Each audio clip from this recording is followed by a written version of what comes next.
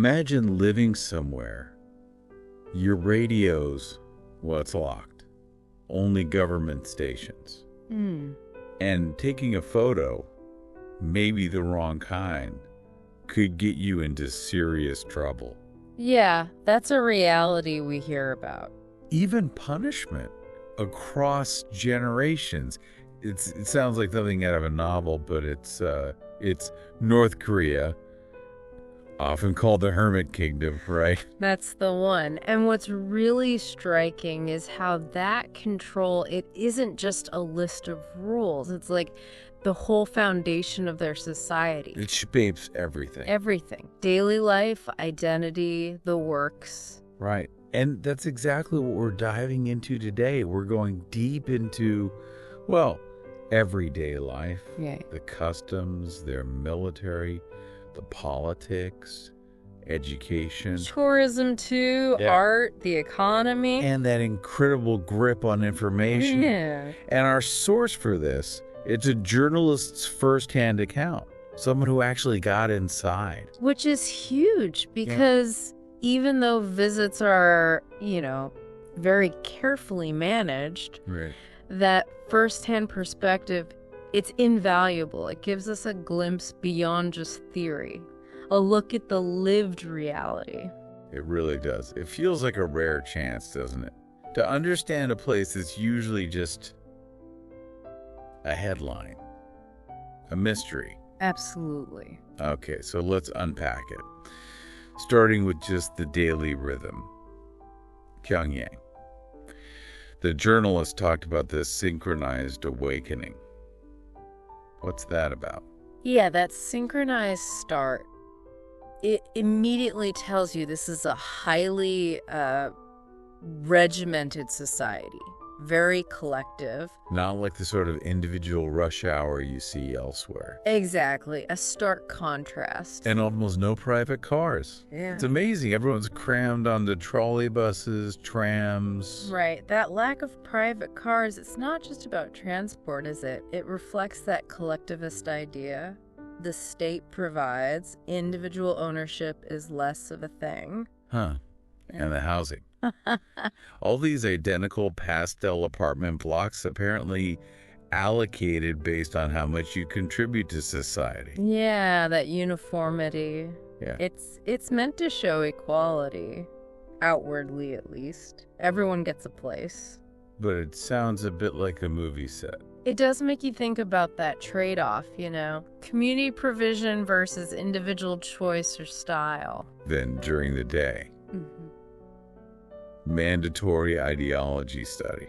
Yep. Daily sessions in community centers. What do they study? Mostly the teachings of the leaders. It's constant reinforcement. Wow. Daily. It's just woven into the fabric of life. Fundamental to keeping the system going. Shaping that single worldview, ensuring loyalty. Okay, and food. Yeah. There's a public distribution system. Ration books. Yes, ration books. The journalist noted the portion seemed, kind of small. And they try to ask someone about it. Yeah, just tried to chat with some locals, and the guide apparently stepped in very quickly. So, limited interaction, sensitive topic, maybe? Seems that way. Highlights the state control over basics and that careful management of what visitors see and who they talk to. And then the evening ritual. Everyone watches the state news at 6 p.m. sharp. That's right. A collective receiving of the official story. Powerful tool, I guess. Everyone getting the same approved version of reality at the same time. Exactly. And finally, the darkness. Pyongyang at night is apparently quite dark. Minimal streetlights. They call it energy conservation. Yeah, energy conservation. Yeah. But the effect is quite dramatic. The big monuments are lit up. Right. While much of the city is in shadow, it could be more than just saving power. It kind of emphasizes the state symbols, maybe makes everything else feel a bit secondary. A subtle reinforcement. Sure. Okay, so that's a glimpse of the daily routine. What about deeper culture, customs, traditions? Well, what's fascinating there is how ancient Korean traditions get sort of intertwined with modern politics. How so? So you have Seolal, the Lunar New Year, big celebration, families wearing traditional hanbok. Okay, familiar across Korea. Right. And kids doing the sibi, bow to elders, eating kakok, the rice cake soup that means you're a year older. Deep historical roots. What? But the journalist noted these celebrations now fold in praise for the leaders. Kids reciting poems about them, political slogans appearing in these very traditional settings. So they adapt the traditions. Exactly. It shows how adept the regime is at layering its own ideology onto things people already know and respect. Even weddings. I read they pay respects at leader monuments as part of the ceremony. Yes. It connects every major life event back to reverence for the leadership. Like everything good flows from them. That seems to be the core message. Creates the sense of gratitude, maybe dependence. And smaller customs, offering things with two hands, traditional wrestling. Sarium. Yeah, sarium. Communal meals where the eldest eats first. Not pointing directly at people, all point to a society that really values hierarchy, respect, social order. Right. Politeness, deference. Very much so. What about coming of age? There's a ritual at 14. Getting your first leader badge. Ah, yes, the badge. That's a huge symbolic moment. It's like your formal entry into the collective under the leaders. And wearing it is a constant thing. A constant, visible sign of loyalty, belonging. Interesting. And things like turning away from elders when you drink, or not sticking chopsticks upright in rice because it's bad luck. Yeah, those little details, they paint a picture of a culture with lots of etiquette, emphasizing propriety, social harmony. But all within that political context. Always within that context. It's inescapable. Okay, let's shift gears. A huge part of North Korean identity seems to be the military. The journalist saw a massive parade. Kim Il-sung Square. Those parades are central. It's all about the military first policy Sungin. The scale, the perfect synchronization. What's the main message? It's designed to project strength, invincibility, both for the people watching inside the country and for the outside world. And the numbers involved in the military itself are just staggering, nearly 1.3 million people. Huge. And long service terms, 10 years for men, women serve until they're 23. Wow. It's a society steeped in the military. It really underscores their focus on defense, on security, takes up a massive amount of resources, human and otherwise. And the War Museum, the Victorious Fatherland Liberation War Museum, it pushes a very specific narrative, right? Victory over American imperialists. Absolutely. That narrative is crucial. It builds national pride, justifies the military focus, and keeps people feeling vigilant against enemies, real or perceived. And military themes are just everywhere. Toys, billboards, music. Pervasive. It starts young, instilling the importance of defense as a core value. Seeing little kids drilling with wooden rifles. That's quite an image. It really is. It shows how early that indoctrination begins, preparing them for a possible future role. The guide even said their military strength is their biggest economic asset because it guarantees independence. Yeah, that's a fascinating way to frame it. It turns the cost of the military into an investment in sovereignty, which fits right into their Jewish self-reliance ideology. And the mass games, those incredible synchronized performances, they often celebrate military stuff too. Oh, definitely. They're more than just spectacle. They're powerful displays of unity, collective discipline, often used to visually celebrate military power. Right. Okay, let's dive into the politics itself, the leadership, that intense cult of personality around the Kim family. It's central to everything. The journalist started with a visit to the giant bronze statues on Mansu Hill, laying flowers, bowing. What's that ritual signify? It's fundamental. A public act of reverence, showing deep loyalty. It's embedded in the culture now. And their portraits are literally everywhere, aren't they? Every building. Every single one, and always kept immaculate. There are even rules about how high they have to be, nothing in front of them. Wow. Constant presence, constant importance. Exactly. And the ideology study sessions we mentioned, they focus on Juche, self-reliance. Yes, Juche is the bedrock state ideology. It gets hammered home constantly. What does it mean in practice? Basically, national independence in everything. Politics, economy, defense. And the leaders are positioned as the embodiment of that, the guiding force. You have to use special titles, right? Yeah. Great leader, dear leader, respected comrade. Those honorifics are crucial. They're not just titles. They signal the immense respect, the almost godlike status of the Kim family. Their presence is unavoidable. Slogans on buildings, museums dedicated to their achievements, birthdays are national holidays. Total dominance of public space. The entire national story revolves around them, their leadership, their accomplishments. What about the International Friendship Exhibition? All those gifts from other countries. Ah, yes.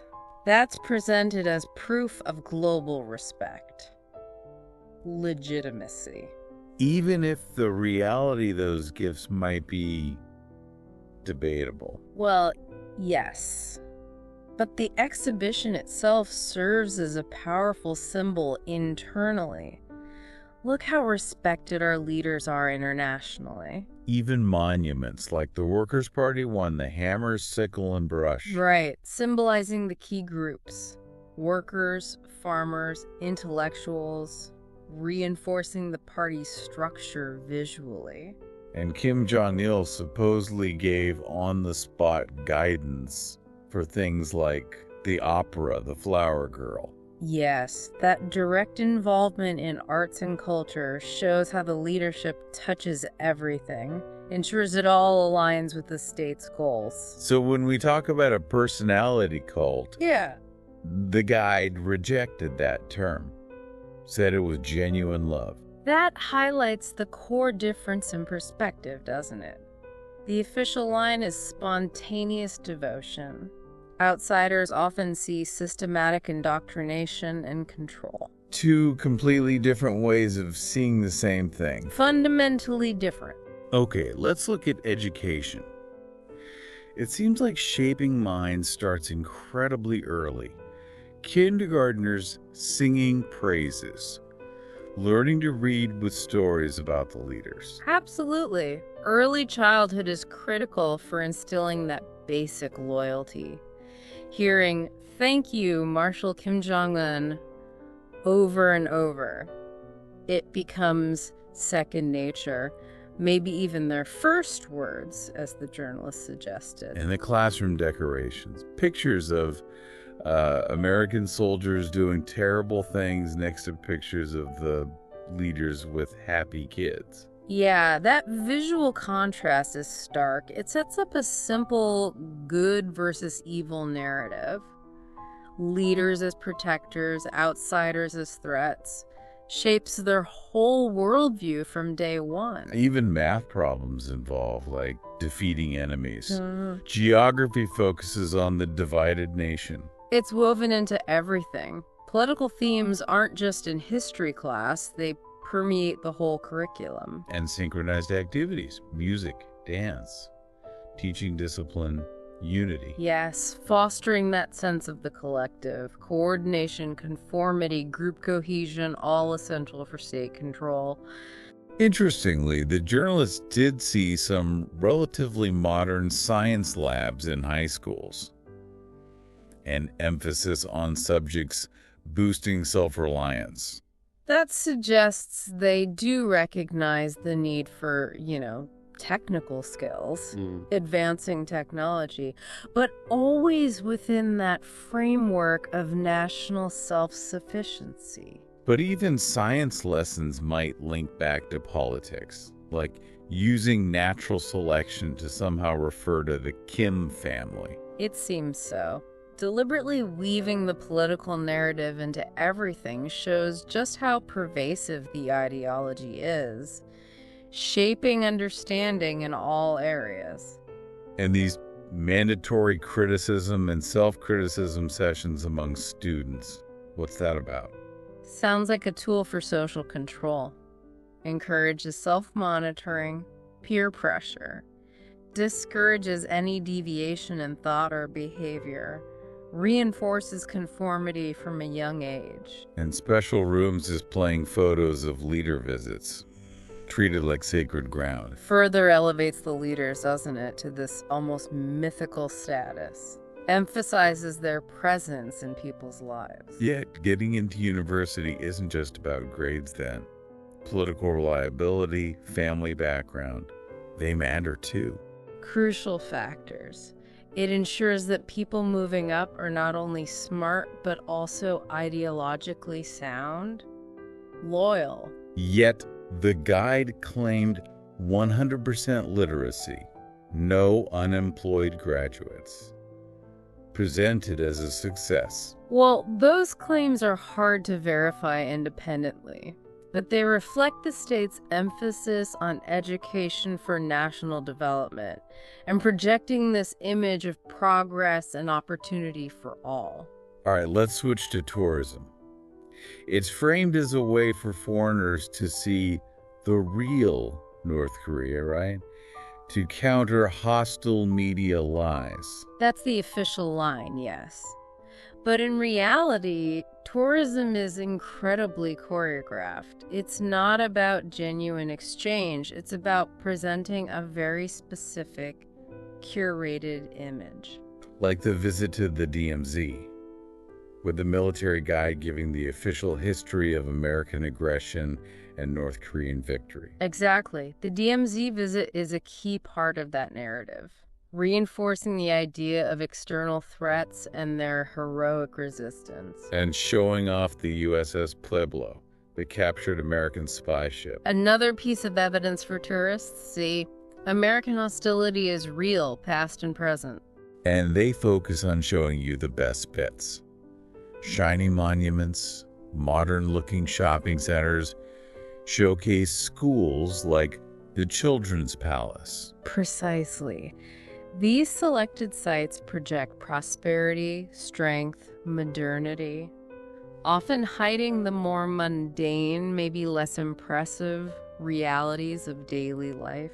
And guides actively steer you away from, like, normal neighborhoods or markets. Strict control over the itinerary. You only see what they want you to see. No chance for independent observation of anything potentially off script.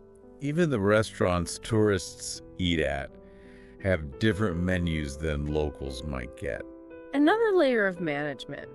Maintaining the impression, avoiding encounters with potential shortages or just, normal, less polished life. The Arch of Triumph, deliberately bigger than the one in Paris. celebrating Kim Il-sung's fight against the Japanese. A very symbolic statement, isn't it? Asserting national pride, rewriting history around their leader, literally trying to overshadow a famous Western landmark. It all sounds so staged. Cleared traffic, flower sellers popping up just in time, power outages conveniently pausing. Yeah, the journalist described it as theatrical. These orchestrated moments create a kind of hyper-reality for tourists, reinforcing the image of perfect order, even if it's just for the visitors. And tourists are kept isolated, right? Special hotels, off-on islands, limited access, controlled media.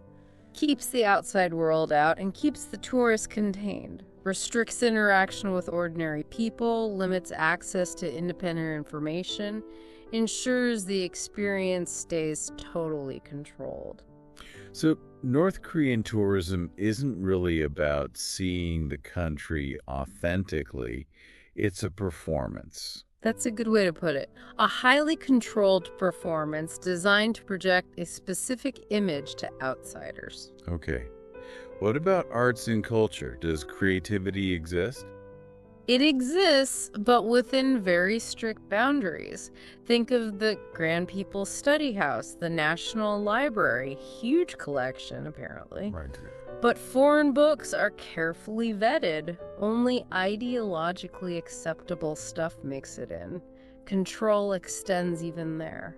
And the purpose of all art is? What? Building socialist consciousness. Exactly. It's not about self-expression. It's a tool created for the people to serve the state's goals. So the themes you see are predictable. Heroic soldiers, wise leaders, happy workers, beautiful farms. Very much so. Those recurring themes constantly reinforce the core state narratives: strength, leadership, progress, harmony. No abstract art, no experimental stuff. No, that's seen as self-indulgent. Bourgeois, perhaps? Art needs to have a clear didactic purpose. Serve the ideology. So the State Symphony plays patriotic music, folk songs. All reinforcing national identity, approved values. Music is strategic, too. Films also follow the party line, often guided by Kim Jong-il himself. Cinema is seen as hugely important, a powerful propaganda tool for shaping how people see history in the present. And even traditional things, like harvest dances, get repurposed to celebrate collective farming now. Yeah, that adaptation is key. They weave the ideology into existing cultural forms, making it seem like a natural, unified whole. Even the circus. World-class skills, but with political messages hidden inside. It seems nothing is just for fun. Even seemingly neutral entertainment like the circus is used to subtly push ideological messages. Everything serves the state. Right. Let's look at the economy. Resourceful, but under tight control. Like the Pyongyang textile factory. Production quotas, but also political study built into the workday. Yes, integrating politics right into the workplace shows that economic activity and ideological loyalty are seen as inseparable. And the mix of machinery. Some modern, some old, but kept running. Explained as resourceful maintenance. That resourcefulness may be born of necessity due to sanctions or limitations is framed as a virtue, self-reliance in action, rejecting capitalist wastefulness. The collective farm visit, talking up revolutionary farming techniques while still relying heavily on manual labor. Highlights that potential gap between the official rhetoric and the on-the-ground reality. Ideological principles sometimes seem to trump practicalities, at least in the narrative.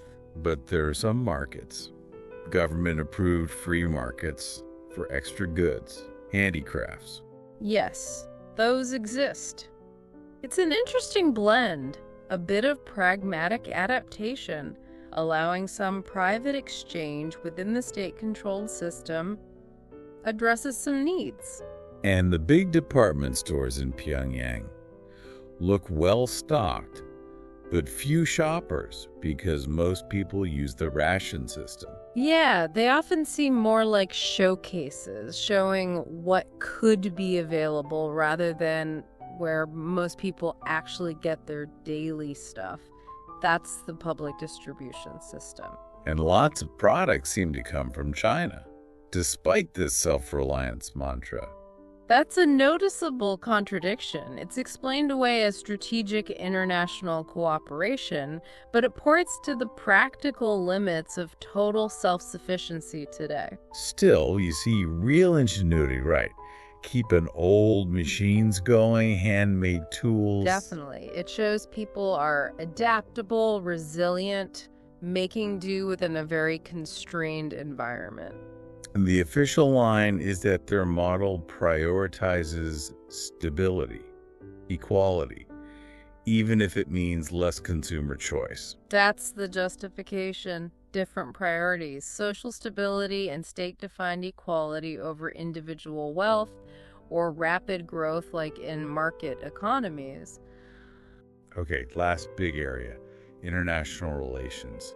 It feels like a real fortress mentality. That war museum sets the tone, right? Constant struggle against outsiders. That narrative is absolutely central. Perpetual threat, heroic resistance.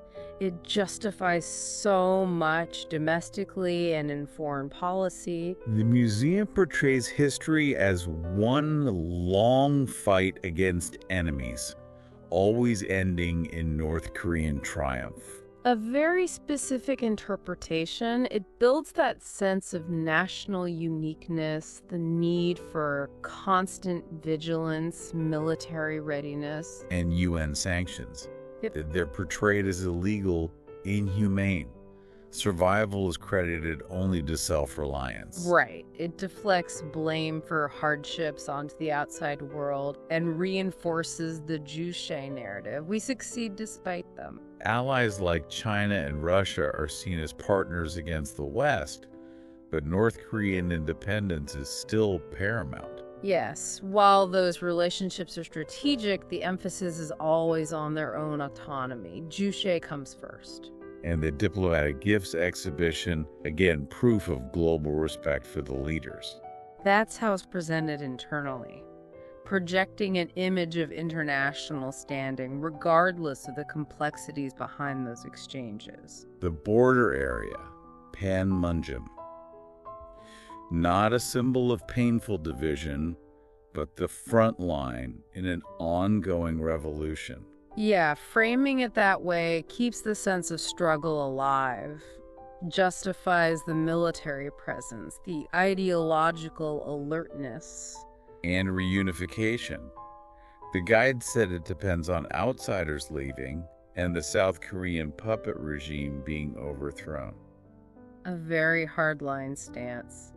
Shows deep mistrust, antagonism, sets conditions that are frankly almost impossible right now. So foreign relations are viewed almost entirely through a security lens. Defense first, cooperation second. It seems that way. Prioritizing regime survival, ideological purity over broader engagement. Very inward looking. Even humanitarian aid is viewed with suspicion.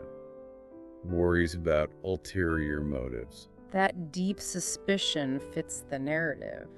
External hostility is assumed, so even help might be a trick to undermine them. It really does sound like a fortress mentality. The world is hostile except for a few trusted friends. And that mentality reinforces the need for isolation, self-reliance, and total loyalty to the leaders as protectors. Finally, media and information. The control seems total. The Korean Central News Agency, KCNA, is the only source of truth. Yes, state media is the primary tool. It defines truth, shapes opinion, and actively contrasts itself with biased Western media to maintain its monopoly. Journalists aren't really investigating, more like rewriting approved points. Their role is essentially to propagate the state ideology, celebrate achievements, reinforce the message, not to question or dig deeper. Foreign news is heavily filtered, only what the state thinks people need to know. Very selective. Ensures citizens only see information that aligns with the state's view and interests. And the main newspaper, Rodong Sinmun, is required reading. Essential reading, the primary way policies, achievements, and ideology get disseminated daily to everyone. So the whole information ecosystem, radios, lock state channels, limited TV, curated content, it's completely sealed off. Effectively, yes. Minimizes exposure to anything not approved by the state. They have a national intranet, but it's closed off. No foreign pollution. Exactly. A digital version of their isolation provides safe information, blocks outside influence, a walled garden online. And social media is dismissed as isolating and addictive compared to their real community. Yeah, that fits their emphasis on collective structures. Rejects the individualism they see in global digital culture. History itself is standardized across all platforms. The past is managed just like the present. Consistent narrative. Legitimizes the current regime, reinforces its founding myths. Foreign books are rare. Translated, censored versions only. Strict control over cultural imports, suppressing potentially critical or subversive ideas. Yeah, and the justification is protection. Protecting citizens from lies and toxic influences. That's the paternalistic framing. Information control is presented as necessary protection by the guardian state. Communications are monitored. International calls need permission. Highlights the concern about uncontrolled contact with the outside world. Minimizes information flowing in or out unsupervised. Even IT training focuses on state-approved applications for socialist development. Technology itself is directed towards state goals. Skills and applications must serve the National Socialist Project. Wow. Okay, so wrapping this all up, this incredibly detailed look, the main takeaway seems to be North Korea as a land of, well, paradoxes. Yeah. And extreme control. Absolutely. Every part of life, daily routine, culture, information is meticulously shaped by the state. What's amazing is how this total control permeates everything, creating a system that's incredibly rigid. And yet, somehow enduring in its own unique, isolated way. But we have to remember, this deep dive comes from one journalist's experience. A limited, though valuable window. Definitely. Understanding such an isolated place is incredibly complex. This account is insightful, but it's still just one perspective, one visit. And it leaves you with big questions, doesn't it? Like, how sustainable is this kind of system in our interconnected world? That's a huge one. What are the vulnerabilities? Or even, what are people really thinking and feeling behind the curated image?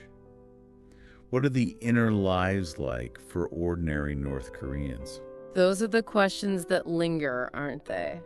Prompting more thought about this truly extraordinary and profoundly isolated nation.